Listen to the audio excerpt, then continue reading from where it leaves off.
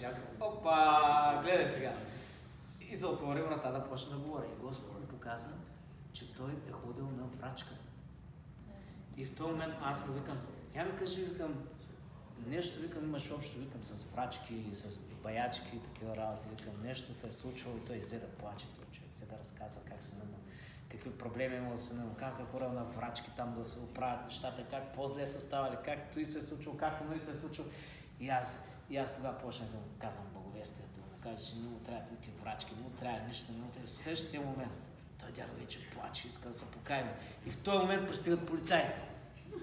Полицаите пристигат и ми викат, така, момчета, тук се оплакаха от вас, вика, обикаляте по цялото село и раздавате, нали, брошури, тук искате да им продавате книги, не знам си кой. Имате ли разрешение да ги правите работа? И аз викам, да, имаме. И в същия момент дядото вика, и вика, като свършите, вика, защото те викат, сега вика, елате с нас, и вика, като свършите, моля ви се да ми ги докарате тук, защото са ми много важни, разбирате? Те полицаи сега те не знаят какво да кажат, обаче на раздриха. Мен един полицай ме кара, другите друг полицай ги кара и сега, нали, те задават по-отделно на различните хора въпроси, за да могат да проверят там. Да ме задържат, защо? Те не задържаха, те не закараха до колата, защото аз не можех да им покажа разрешението. Разрешението беше в колата, нали? И аз трябваше да отида до колата и той представя време ме качи в патрулка. Той не трябва да ме качва в патрулка, но това е друга тема. Нали, качи в патрулката и ме кара нататък и другите качиха в друга. Как ти да е? И аз какво да правя? Аз им боговествам, нали? Качвам се вътре, аз им боговествам, разказвам какво правим, че разказвам и за Исус, че Исус е умрял за тях и че не знам си какво. На полицаите. Разбира се, какво друго да правиш, нали? Разказваш им на полицаите. Като не се представите, ми са разрешение, сега ще ми покажа, няма страшно, като стигнем, ма викам, що така, викам, той човека, викам, толкова има нужда, нали? Сега аз им боговествам се, нали? Но идеята беше тази. И после, нали, мина, отидах при дядото, той докараше нас и после. Въобще, тя се покая, беше уникално. Обаче, нали, това искам да кажа, че когато говориш, Господ може да ти даде, ако искаш, ключа за сърцето на човека. Той ще ти даде. Не всеки път, обаче, бъди чувствителен към това и искай. Искай. Не се срамувай, не се страхувай да искаш, искай. Защото едно нещо трябва да запомним, че Господ иска повече от нас да спаси тези хора пред нас. Той зато и теб те е пратил там. Ти зато и вече стоиш пред тях. Зато и ти принесел живота вече по някакъв начин, събития, работи, неща са се случили, за да можеш да срещнеш този човек, за да можеш да му кажеш благовестието. То не е просто е така. Нищо не се случва случайно. Нищо в нашия живот, като вярващи хора, нищо не се случва случайно.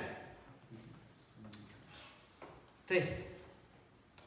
Ефесяни, 2 глава, 8 и 9 стих. Я да видим.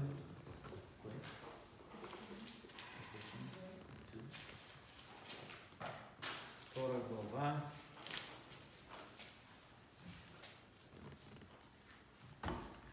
Защото по благодат сте спасени чрез вяра и то не от самите вас. Това е дар от Бога. Не чрез дела, за да не се похвали никой. Алелуя! Това е готово.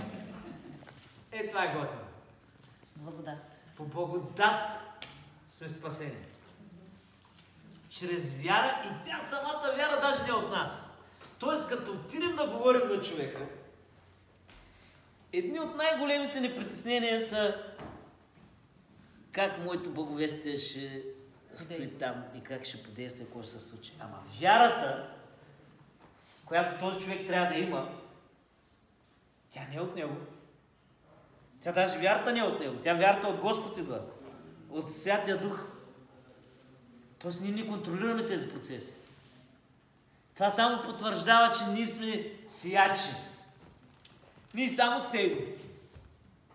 И ако днес Господ е решил да жени, ще поженим. Ако трябва да сеем, ще посеем. Толкова. Амин. Вярата не е от самите нас, ами от Бог, за да не се похвали никой. Абсолютно никой. Тоест,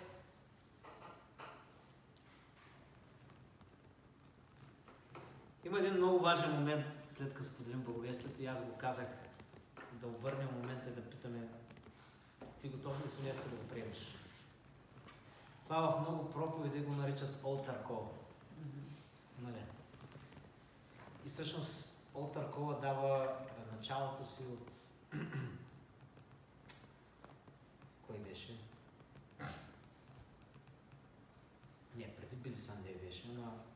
Няма значение. Както и да, няма значение. Въпросът е, че забравихме името сега.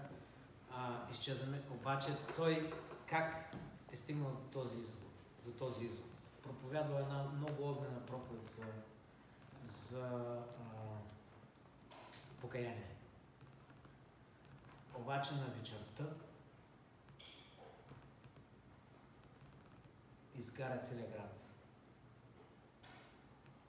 И той така и не е разбрал кой е спасен и кой не е спасен. И от тогава решил, че първият altar call е направен така. Ако чувстваш, че трябва да се покаеш, отпред имало няколко пейки, елай седни тук отпред на пейката, пейката с лице към всички хора. И хората са излизали и са сядали на пейката съвсем по-късно пред всички, са сядали и са казали, аз искам да се покая. И това по цялото време на също е първият altar call в историята, нали, като цяло на църквата. Да. Обаче, нали, това е нещо, което да призовеш човека към действие. Да не остане само там, където го говориш. Има нужда да се направи. Затова много служби и така нататък хората призовават хора да дойдат напред или хора да направят една крачка. Да не остане просто до там да спрат. Защото благовестието завършва с това, ти готов ли си да го приемеш днес. Може да откаже, но винаги завършва с това, готов ли си да го приемеш днес. Задължително трябва да пробваме. Да, задължително трябва да пробваме, защото понякога дявол наложи, че той не е готов. А пък той всъщност е толкова готов вътре в сърцето си, че няма на къде повече. Да. Нали? И това е... Някой каза нещо? Не казвам, че може той да се мисли, че не е готов, а да отговори да. Именно. И това може да стане. Нали? В смисъл, всъщност има много голяма възможност той да каже да, а пък ти да не си му предложил въобще да каже да. Да не си му дал тази възможност. Тоест, и този човек тогава е, нали, точно това казва, аз не им дарах възможност те да се покаят. Нали, трябва и затова всеки път е започнал да дава тази възможност хората да се покаят. И това помага много. Докато благовестваме, трябва да бъдем водени от Святия Дух. Това не трябва да го забравяме. Скачаме от страха, нали, минаваме и там вече не изпълва тази любов, Святия Дух не изпълва и започваме да действаме. Трябва да сме чувствителни към Него. Той може да има идея как да... Той има, обикновено има, ние не го чуваме, това е друга тема. Нали? В повечето пъти той има идея за този човек. И ако питаш Бога, полекичка ще откриеш, че всъщност той е много готов да ти каже. Много готов е да ти каже. За да можеш да докаже на този човек, че той е реален. Много е готов да ти казва. Докато благовестваме, трябва да бъдем себе си. Много важен момент. Аз не мога да бъда ти не можеш да бъдеш мен. Няма как да стане. Ти си различен човек. Ти действаш по различен начин. Ти говориш по различен начин. И ти си създадена да бъдеш такава. И ти ще достигнеш хора, които аз не мога да достигна. Ти ще достигнеш хора, които аз не мога да достигна. Всеки един от нас ще достигне хора, които другия не може да достигне. И Господ ще ги сложи точно в неговия живот. Той няма да ги сложи в моя живот, той ще ги сложи в твоя живот. Защото ти можеш да ги достигнеш. По начина, по характера ти, дори понякога каквото и да е, просто Господ ги слага там, защото знае, че ти ще си този, който ще ги достигне. Всеки има зона на влияние. Всеки има зона на влияние и всеки Господ му е сложил и му слага и продължава да му слага, нали, според зависи от готовността му, но повече и повече и повече и повече, за да може да ги достигне. Защото една цел има Господ, докато си дойде. Каква е неговата цел? Да не погине името и тебе. Да се спасят колкото може повече хора. Това е неговата цел. Ако погледнем, ще видим, че това е неговата цел. Целта на Господа, докато се дойде, и затова не се идва още, за да може да се спасят повече хора. Числото на езичниците. Докато не се изпълни това число, няма да се дойде. Те читайте да благовестваме по-бързо.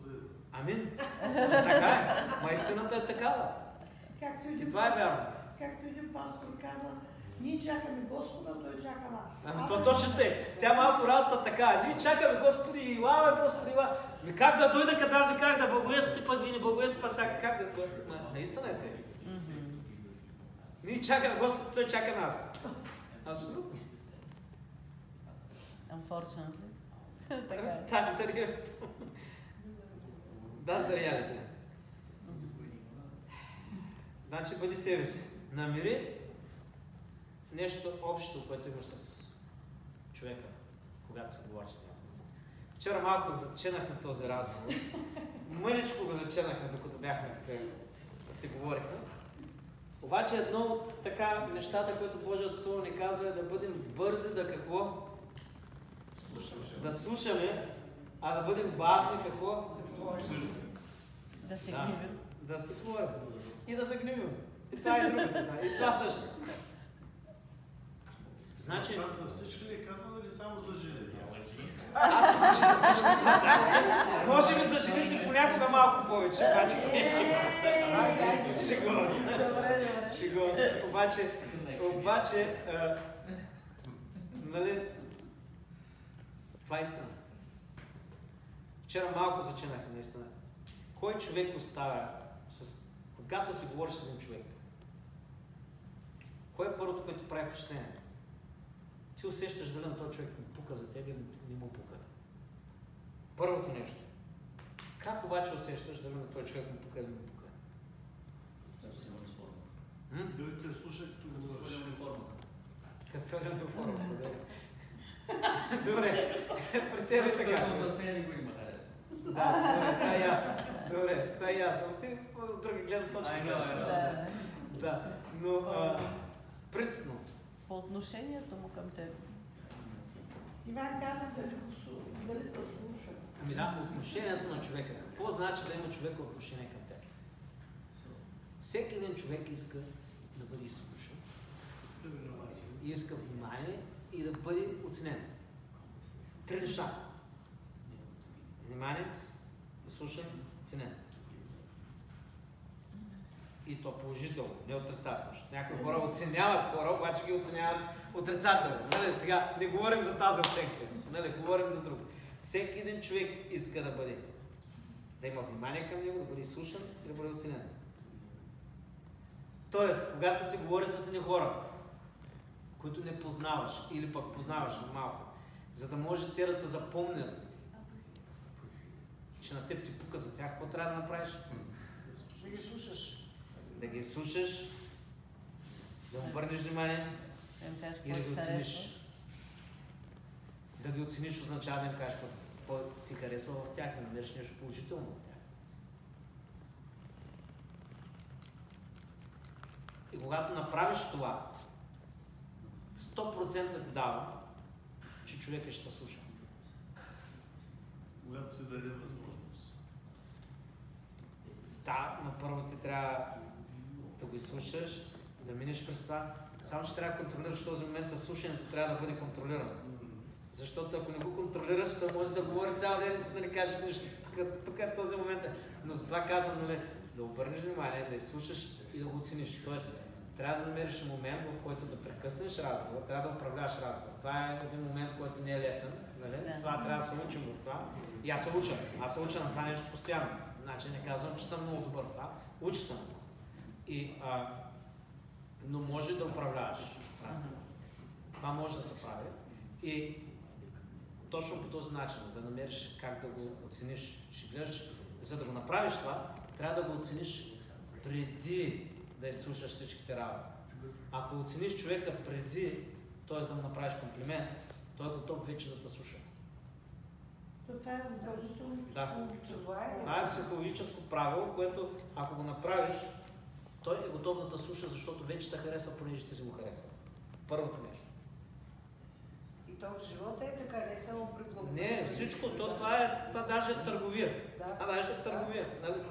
Съвсем Точно реално. щях да съвсем кажа, че- реално. Проба манипулация от твоя страна. Ама, за да- да, това е истината и така трябва да е. В смисъл, ако ти искаш да бъдеш човек, който да влияеш на хората, да помагаш на хората, да ги издигаш, да им помагаш и да стигнат до Бога, да ги закараш до Бога, трябва да се научиш да оценяваш хората, да намираш винаги да запомняш, защото Господ никога не събаря хората. Той точно напротив. Той ги оценява и то ги издига. И винаги ще го направи. За всеки един човек. Няма да ги събаря. Напротив. И ние, ако се учим от него, ще се научим на това. Първо да издигнем човека, да му помогнем да се почувства значим. Първото нещо. Защото това Господ прави за нас. Нали? След това ще го изслушаме и ще му обърнем внимание и след това ще му кажем един какво мислим за въпроса. Нали? Но Господ, нали, но тук вече може да намериш нещо общо. Ако намериш нещо общо, нали, това може да е начин на заговаряне на човека, може да е комплимент, нали, може да е всичко за отбора, който харесва. Тук носят тениски, най-различни шапки, носят какво ли не още, нали, да намериш просто общ мост към човека, с който да влезеш към него. Нали, ако нямаш, има и други начини. Аз, например, понякога, като не мога да измисля нещо, казвам, мога ли да бъда смел? Мога ли да се моля за тебе? Кажи ми, какво има нужда, какво се случва в твоя живот сега? Ще се моля сега веднага. Аз знам, че Господ ще отговоря. Е така директно. Хората казват, о, супер, моли се. Не ми отказват никога. Никой не отказва благословение. Всеки има нужда от благословение. И не ми отказват, се моля на улицата за непознати хора постоянно. И после ги почвам с благовестие. Даже докато съм моля, вече казвам благовестието в молитвата и после почвам допълнително и така. И то си работи, това се работи, защото хората не отказват благословение. Всичките искат да бъдат благословени. Има такива, които отказват, естествено, много малко. Друг въпрос.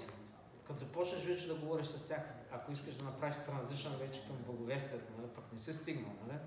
Можеш да зададеш въпроса, ако днеска умреш и като отидеш при Бога, какво ще му кажеш? Къде е, или какво мислиш, че той ще каже? Дали ще отидеш на небето или в ада? Къде мислиш, че ще отидеш? Аз понякога пък задавам друг въпрос. Ами от 1 до 10, къде мислиш, че си сега с Бога в момента? Нали? Просто е така. Какво ти отговаря? Ами, повечето пъти всички се опитват да бъдат по средата, да балансират. Хладки, да. Всички се опитват да кажат 5, нали? Приблизително 5-6. Почти всички се опитват да кажат 5-6. Тези, които са много така насигурно, че няма да хорят, нали? Те пък по някакъв начин чувстват вина за греховете си, което на мен пък ми подсказва, че също са готови за Бога. Защото когато ми кажат, че са някъде там, той знае ясно какво прави този човек. За да казва, че няма да отиде при Бога. Което ми помага да продължавам там да се движа. И това е един въпрос, ако зададеш на човека, то ти показва къде се намира този човек и оттам натам може вече Господ ще да води на къде да се движиш. Но можеш да си зададеш въпроси правилни, когато също слушаш човека, можеш да задаваш въпроси. Да. За да можеш да стигнеш където, нали, защото много често искам да ви кажа, че когато изслушваш хората, те ти казват всичко необходимо, за да можеш да достигнеш до сърцето. Да. Всичко необходимо. Докато изслушваш човека, много често чуваш всичко необходимо, което ти трябва, за да стигнеш до неговото сърце. Господ само го хваща и казва, ето тук, това наблегни. Да. Край. Готово. Това е. Но трябва да ги слушаме трябва да ги чуваме активно, трябва да ги задаваме въпроси. С грижа към тях. С любов. Това е нещо, което Любов, да. във времето се тренира. Виждаш, че всъщност това е нещо, което просто трябва да го правиш постоянно и то става по-добро и по-добро.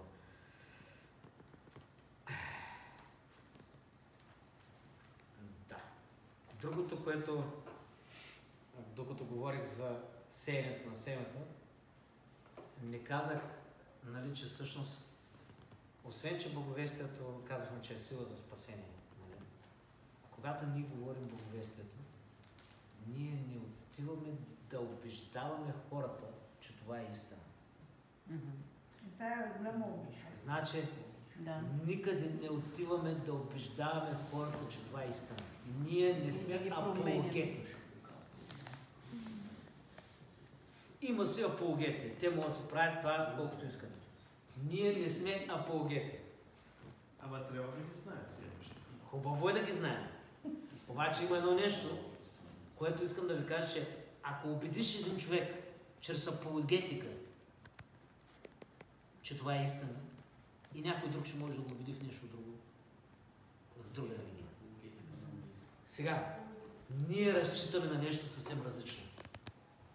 Трябва да го знаем, не го спорвам. Но, когато споделяме благовестието, ние разчитаме на силата на Святия Дух и ние сме пратеници на Божието царство. Едно време думата Евангелио означава глашатаи, такива, които отиват да прогласяват добрата новина, добри новини. И то такива добри новини за победа на битка. И идва новия управник в държавата. И той изпраща такива глашатаи, които да казват Евангелието, т.е. добрата новина. От днес нататък цар Борис царува на тази земя. Неговите правила да се спазват. Това е тази държава. И точка по въпроса. Това означава Евангелието. Когато отиваме и разказваме на хората, аз не споря с тях дали това е истина или не. Колко аргументи имам, че е истина? Не. Мене Господ ме е пратил да им обясня, че там на кръста това, което се случи, постави началото на ново небе, на което ново царство, на което ние ще живееме и на което ние вече живееме тук, ако приемем Исус Христос. На което ние сме освободени от всеки страх. Освободени сме от всякакви такива проклятия, от болести, от какво. Всичко това нещо се случи там на кръста. И аз съм тук да го кажа, да го проглася и да кажа, че това са новите правила на новото царство. И щът неща хората един ден ще трябва или да влязат там, или да останат отвънка. Амен. Това е истината. И това правя аз. Аз не се опитвам да ги накарам да повярват. Защото това е работа на Бога. Моята работа е да проглася. Да кажа добрата новина. Че няма нужда повече да стоят тая депресия. Няма нужда повече да стоят необичани, непризнати, недостойни, където са. Господ вече умря на кръста. Господ вече възстанови взаимоотношенията. Господ вече започна да изгради царството си. Ние сме вече, можем да бъдем част от него. В малка частица и после напълно. Обаче вече може да бъдем там. Това хора аз да обяснявам на хората. И това е благовестието. Това е много важна част, забравих да я кажа, съжалявам. Трябва да знаем, че ние не доказваме на никой нищо. Единственият начин, по който мога да докажа е: ела тук, ще се моля за тебе. Ей, сега ще виж, че царството е истинско. Ще бъдеш изцелен. Това правя аз. Като ми вярвате, елате, ще се молим, ще видите, че Господ ще дойде. Защото това е истината. когато се молим, се случва чудеса. Не заради нас, защото Царството Божие идва. Защото Исус умря на кръста. Един брат ми разказва следната ситуация. Той каза същите неща. Елате да видите, че Господ изцелява, елате! И вика, хубаво, виках така, вика, и на площада на село, вика. И идва, вика, една баба, вика, на крокодилка. И стъпва, така, вика, едва стъпва и се качва отгоре, и аз сега ще се моля. И вика, се качва на сцената. И аз казах, вика, елате, вика, да видите, че Господ е сега, вика, трябва да се моля пред всички. Ами ако не стане, и първото нещо, което той прави, той вика, и аз вика, вътрешно ме, вика, няма да разказвам какво ми е, вика, и сега почвам да се моля, вика, моля се, вика, моля се, вика, и вика, не искам да свърша молитвата, и почвам да прави по-дълга, нарочно да прави по-дълга, вика, не отварям очите си, вика, изобщо, вика, моля се, вика, Господи, вика, моля се, вика, и вика, не спра да се моля 15 минути.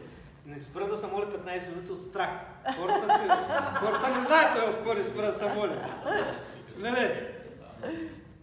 Дали вярва в този момент? Малей!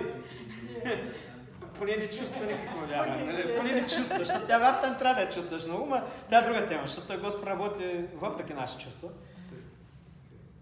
И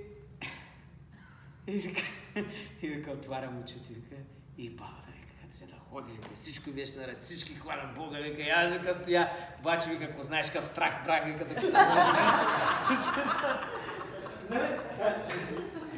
аз един ден отиваме да ще правим евангелизация в едно село. И валима дъжд, проливен дъжд. И аз се срещам с кметицата и викам, трябва ми, викам, тук ток, нали, това, онова. Тя вика, какъв ток, ти не виж, че ще вали тук, да, цял ден ще вали, вечерта ще вали, вика, ти какво ми говориш, викам аз. И аз викам, да видиш, викам, че Господ е с нас, викам, слънце ще пече, викам, ние късме тук. Как излезе от моята уста, викам, аз викам, какво казах сега и после ти казвам, отивам, пътувам към къщи, после пътувам пак наобратно, вече отиваме към селото вечерта 6:30. И аз вече то вали един дъжд, продължава да вали, разбираш, и аз викам, мале, какво казах сега, викам, как се изложи, викам, Господи, викам, прости ми, викам, че така, викам, говоря едни неща, викам, дето, нали, викам, как може такива работи. И отиваме, и тук пекна на слънце. Ма ти казвам, 6:30 вечерта, слънце пече. Значи както такова... И такова. Обаче аз пък колко път се покаях за това нещо, няма да ви кажа. Обаче истината е, че пекна на слънце беше уникално. И Господ ти показа, че той е там. Амин. И тогава Господ показа нещо. Че мен не трябва да ме е страх да призовавам Неговата сила, да показва на хората. Защото той е по-готов от мен да я покаже. Просто аз понякога, нали, този момент, нали, това е нашата работа. Ние отиваме прогласяваме Божието царство. А Божието царство не е само покаяние. Но има и повече от това. И ние трябва да говорим всичко. И Библията говори, че чудеса и знамения ще следват хората. Но повярвалите. На болни ще полагат ръце, ще бъдат изцелявани. Нали, куци ще прохожда всичко. Просто това ще бъде, нали, нещо отровно, ако изпиш там всичко. Просто чудеса и знамения ще следват вярващите. Амин. Защо? Защото това е новото царство. Защото това е, което се случи и когато ние отиваме да го прогласяваме, да го казваме, то се случва. Това е добрата новина. Райхард Бонке каза, защо, вика, го наричат новина, нали, добра новина. Защото, вика, новината е нещо, което като го казваш, сега се случва. И вика, това е, което става. Благовестието е това. Като го казваш, то сега се случва. В момента, като казвам, че той човек е изцелен в името на Исус Христос, в неговите рани, той е изцелен в момента. То се случва. То в момента се случва. Сега става. Това не е нещо старо, не, то сега става. Като казвам за Божието царство, то сега той има възможността да влезе. Сега